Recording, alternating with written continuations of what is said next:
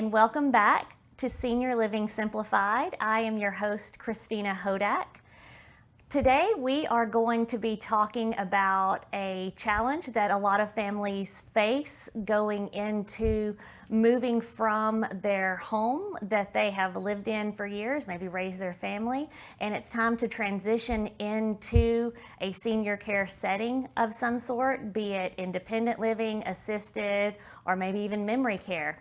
You know, a lot of families or individuals themselves haven't taken the time to properly financially plan like we should have. Mm-hmm. That's a reality that a lot of people face, so you're definitely not alone in that challenge. But luckily, we have people like my guest today, Logan Hassinger. Yes. Welcome, Logan. Thank you for having me. Thank you for being here with us. Yes, absolutely. Logan created his company similarly to the way that the podcast was created. You know, like I've shared with you guys before, my background for over a decade, an area of focus has been geriatric nursing. That led to a career that transitioned from nursing on the floor to being on the administrative side of things, which also kind of bled into doing sales and marketing for senior living services. And during all of those phases of my career, I would meet with families and similar concerns and problems would come up. One of them being, how am I going to pay for this? Either I need this service, my loved one needs this service, but we didn't make all the arrangements that maybe we could have. Life gets in the way sometimes. So, you know, the podcast was created for helping families navigate through different challenges with senior living. Similarly, Logan's job kind of made him create this company because of what you started with. Can you talk about a little bit of how you began? Yeah, absolutely. So we started in real estate in 2015. We were buying homes from all kinds of folks, different families. Everybody had a different reason for selling. But over the course of, I guess, 5-6 years, I started looking through the information that we had on our families and situations, just in terms of how can we better serve 80% of who we were purchasing homes from. And a common theme was seniors or the adult children of seniors. And really, common reasons for selling were the passing of a loved one and the home sitting vacant and kind of falling apart. You know, when a home's not used, surprisingly, it does start to fall apart over months and even a few years. So then another piece was the transition into senior living. I didn't have any experience or expertise with how to help guide someone in that search for their next season. I didn't have any resources, and so we'd leave a family purchasing their home and giving them the financial ability to move on, but they were still left with, well, what do I do? I don't know where to go. Mm-hmm. The best I could give them were, I know a community down the road, but that's just simply because I passed it on the way there. I really wasn't a resource for them beyond real estate. And then I ran across a company called Mom's House out of St. Louis, and that was late last year, and we got up there for a 3-day training back in January, and their entire training was about empathy and how to navigate a real estate transaction with a family that is going through a very stressful time. I felt we did a good job of it prior to the training, but their background in senior living really helped me build a resource network around the other things. You went from good to great. Yes, I really do think so. We've been able to not only help a family with their sale of the home and quickly. We can do it in as quickly as 7 days, just like you see on TV, but a little different approach. And it can be 6 months. We've got families now that are in the planning stages They've got an offer from us. We've gone under contract, and we're just sitting tight until they're ready to move. So that's a very common timeline for them as well. And so not only can we turn over an offer for them that makes sense, but also resources for a lot of these folks have no idea where to go, like I said, with living. And a placement agent may be a great idea for them to point them in the right direction.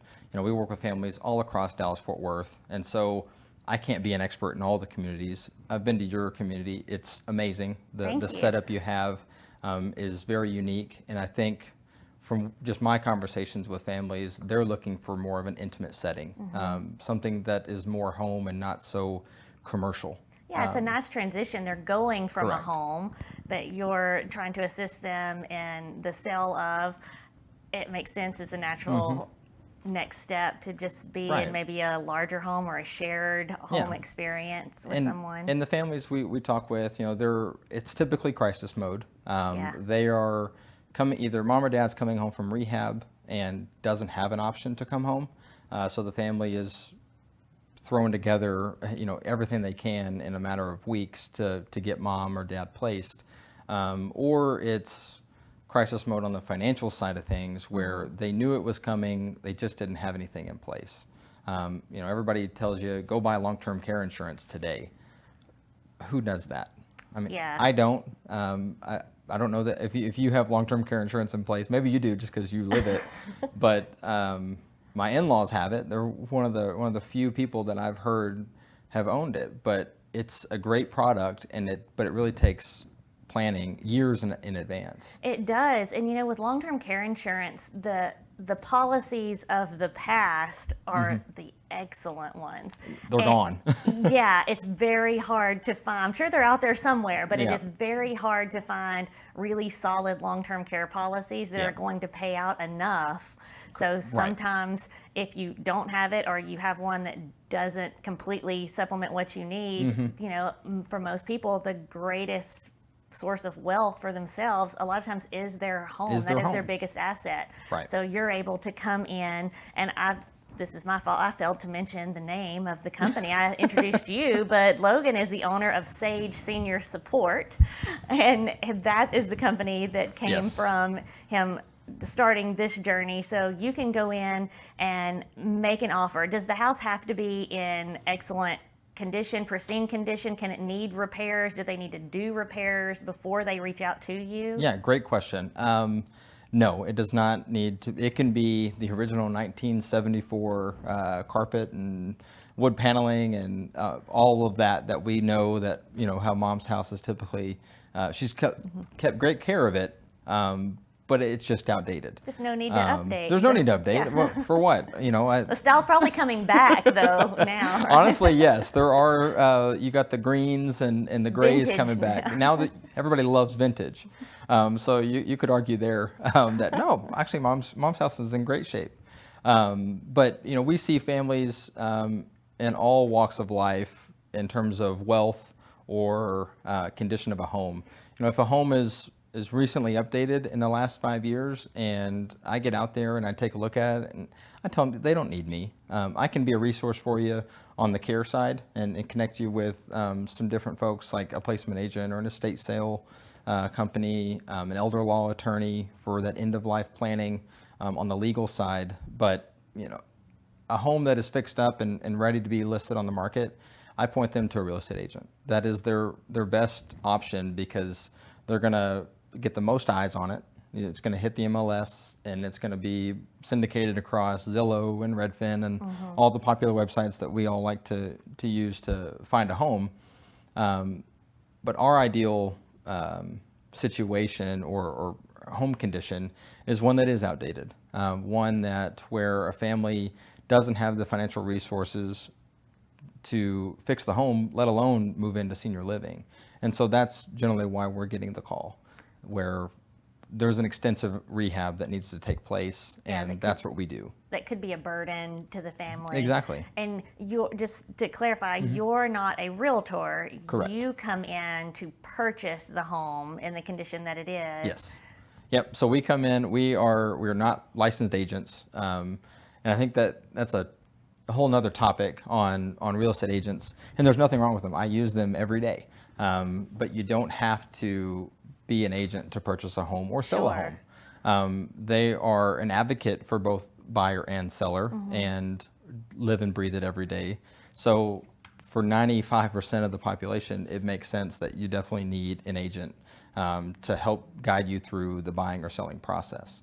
But for us, we're buying homes that in as is condition. There's no inspections. There's no repairs that we need them to complete. It is as you see it when we walk it with the family. We turn around and kind of level set with them with what their neighborhood is doing in terms of comparable sales. So we look at homes that have been recently renovated or recently sold that are fixed up, and the typical home in the Dallas-Fort Worth market is around 350 to 400,000. You can be all up and down that spectrum. But just for an example, we walk them through a $400,000 value because that's what their neighbors are selling for. So once we fix it up, that's what we would be selling it at. We show them that we are a for-profit business, and this is how we feed our family. And so our profit is broken out. It is 20% of that after repair value or that market value of once it's fixed up.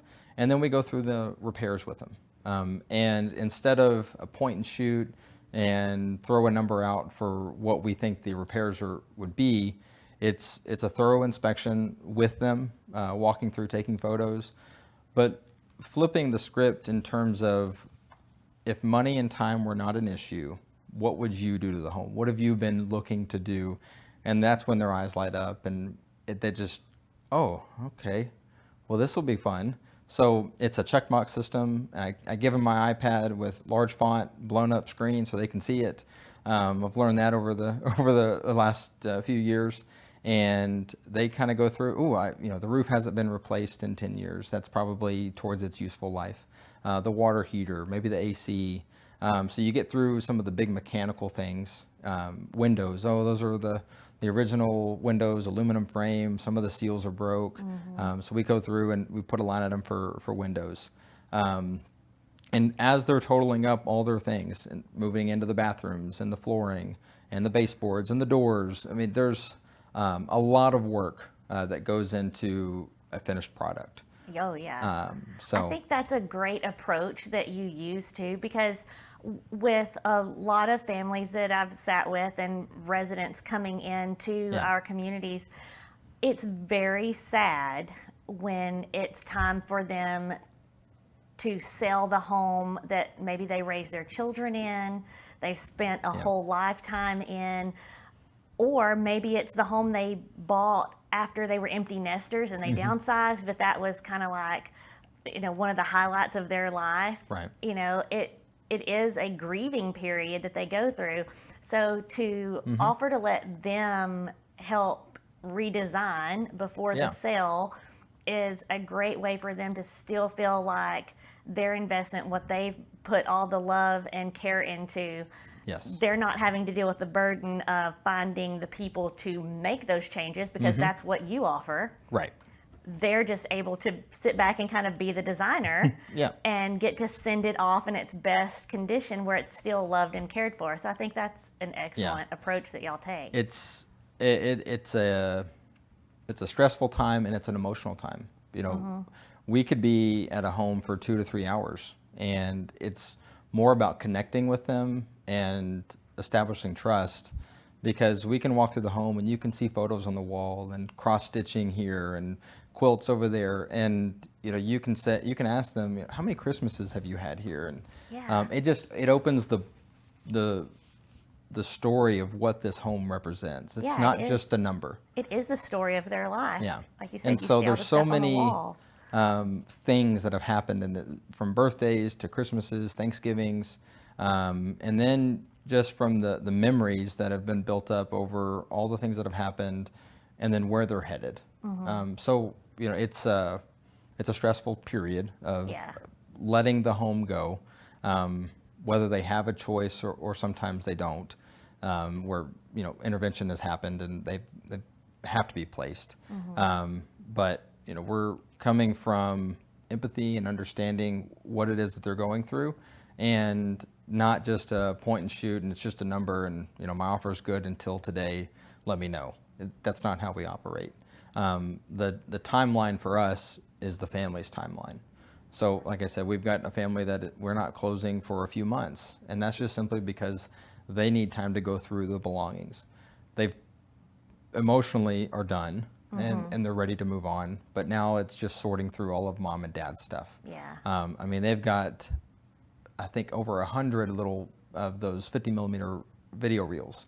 And so they're having those taken off and digitally processed. Yep. And so it's My parents did that recently. Yeah, it's all the cool stuff that, once a home starts getting organized, and all those things getting picked out of, okay, this is the trash pile, this is the keep pile, this is Steve's pile, and this is Judy's pile. Once that starts to happen, it becomes easier. And that's a process. And so we're there for that process. Like I said earlier, to connect them with resources that can, maybe they've got a safe full of jewelry that needs to be assessed. Yeah. So rather than going to a pawn shop, you can go to one of our trusted vendors that specifically deals in records or in jewelry or in gold bars, Coins. Coins. There's more money to pay for your care aside from your home. Exactly. You have probably a whole treasure trove of things sitting Right. around for some people. And I always bring it up with the families, like, have you considered an estate sale? Most times we think of an estate sale after a passing, but with these families, they're looking for as much money as possible. So in order to accomplish that, an estate sale can be very beneficial for them, as most of them think, I've got nothing here. I've got a few things on the table and a TV and an old TV stand and some couches. You'd be surprised at what sells at an estate sale. Oh, yeah. So I think you said your mother loves... My parents are experts at estate sales. Right. They love going to them. It is one of their hobbies. My dad Right. retired a couple of years ago now, and my mom's always liked going to them, but they've kind of found that it's kind of like their thing. They Right. like going to see what treasures that they Yep. can unearth and save for my brother and myself and our children. That you can't wait to get now. Yeah, we can't wait.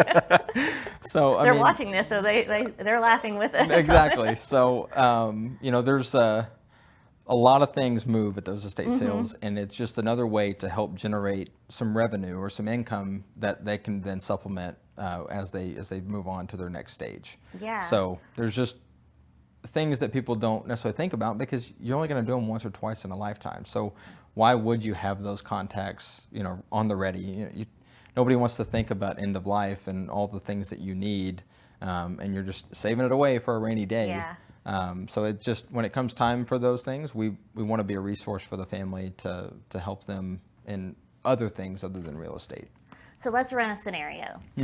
Okay, Logan, you're coming over to my family's home, Yep. and it's time for them to go into senior living, and we're thinking about selling the house, and we think Okay. this may be a good option. You start talking to me about, we're going through, these are the things that need to be done, and these are the contractors that you're going to have come in to do that. We've also got an estate sale that we're going to plan. Yeah. So you're going to find someone that's going to run that estate sale.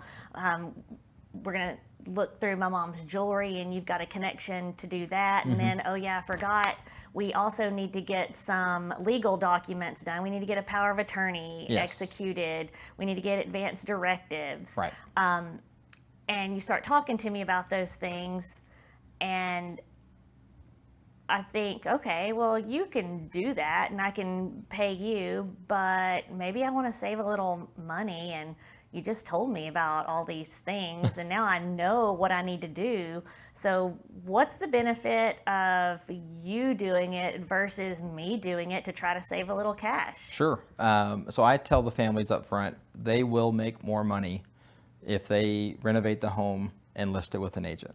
There's the 20% profit that is how we build our business. That is gone. And so what I then counter that with, and not in a negative way, but just to educate. There's just from the contractor side of things. It takes anywhere from 10 to 15 contractors to do what we do. And for somebody who's not in the business of hiring contractors, that generally means the rule of thumb is you want 3 bids from every contractor.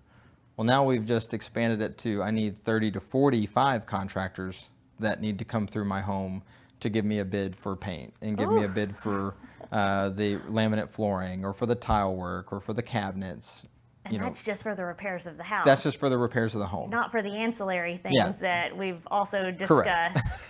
So this is just staying within our lane of real estate and all the moving parts that take place once we own the home.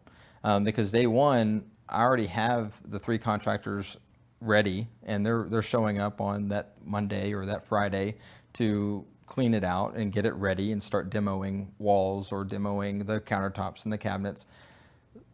For them, it's, where do I go, first of all, to find that? You probably, somebody always has a brother-in-law or a sister that does something in construction. And there's nothing wrong with that. But one of the biggest things that I then turn around and say is make sure you hire somebody that you can fire. Yeah. Because firing family is not fun. It's not. You can ruin relationships by doing that. Yes. Not to mention, you talk about getting the bids, and you need to get 3 bids for each thing you're hiring a contractor for. Once you decide on that, if you can get through all of that madness, which I don't think I have the patience for, so you're already hired. I'm not going to go any further. But for those people that think, okay, I can do that, I've got the bids, now you are also the one that's in charge of inspecting their work. You're now the general contractor. Correctly. Yes. And I don't have the expertise for that. Right. But you do. Yes. So you go behind the contractors after you've gotten the 3 bids. Right. Or sometimes more. Sometimes more. And we keep our those. contractors in check. Yeah. We will get opposing bids from contractors that we maybe haven't worked with in the past, or we kind of cycle through like, hey, this home, these contractors are going to get, this next home, these other contractors are going to get, so that they don't kind of get accustomed to always having our work. It's the natural relationship of a general contractor and their subs. But when it comes to the planning now, so now all the contractors have been hired. You've got 12 of them, they're ready to go. And now you think about the planning stages of when contractor A comes in, because you wouldn't want painting to happen before electrical and plumbing and the other things that need to happen first. So it seems common sense, and for the most part it is, but there are strategically lined out steps that need to take place so that you can inspect and so that you can sign off on. And it also starts with the scope of work. Every contractor that we talk with, we have a written contract with them, and they are licensed, insured, and they go about their business based on the scope of work that we both agreed to. That protects us as a general contractor for legal reasons, but also them as a contractor for us saying, well, this is what you told me to do, this is what I did. So it's a two-way street there. A lot of that is overlooked when someone's just doing it themselves or hiring, the referral from someone else that, oh yeah, they did my house a few years ago, you'd love them, which referrals are the number one way to get a contractor. Oh, sure. But there's just a lot of other things that take place. So now from the timing standpoint, why would you go our route? Because our number is lower than what you could get on your own, is the time. It's simply, I've got a timeline here in front of me for most folks. And it's for a rehab for others, it could take 3 months, 4 months, 5 months. Let's say that they're quite efficient and they can get all their contractors at the home and lined out and bids accepted in 30 days. Now you move into the start dates. So you start pulling permits for the necessary items that you need, electrical, plumbing, and HVAC, and sometimes a roof. And now you get them in the home, they start working, you're 3 months in, and then you get it listed, you get photos taken, and it's up on the market. Right now, the market's changed in DFW a little bit from 12 months ago. Yeah. So consider that in your timeline. And so a home could be on the market for 30 to 60 days with a contract in hand, and now you look at closing 15 to 30 days later, you're 6 months in, and mom or dad needed care 6 months ago. Yeah. So that's the biggest holdup for. It's that sheer dollar amount that you got. Like, man, I was really hoping for $300,000. Well, our offer's at $222,457, and it is down to the penny because it's a science, and so we give them that. That's that checkbox system that we talked about earlier. Yeah. So it's you concede a little bit on the overall profit. However, with you, they're getting a quick deal to close Yes. if time is of the essence. Right. They're getting your expertise as a general contractor. They're getting your contacts. They're getting input on what they're going to get to do Right. to fix up the house. They're getting your organization, and they're getting all of these other connections that can assist in emptying that home out before it's time to go. Yep. And it seems to me personally like it's just kind of a no-brainer, because all of these families that are trying to navigate this are probably also dealing with their own careers and their own families. They are. And their own They things are. that are going on. So add that to what they're going to have, this daunting task that they're going to have with the home. I think that your creation of Sage Senior Support has been phenomenal, and it will be a great help to so many people. So if you guys have a home that you're needing to sell right now, if you're just thinking about it, it doesn't cost anything for Logan to come out and look things over, give you a bid.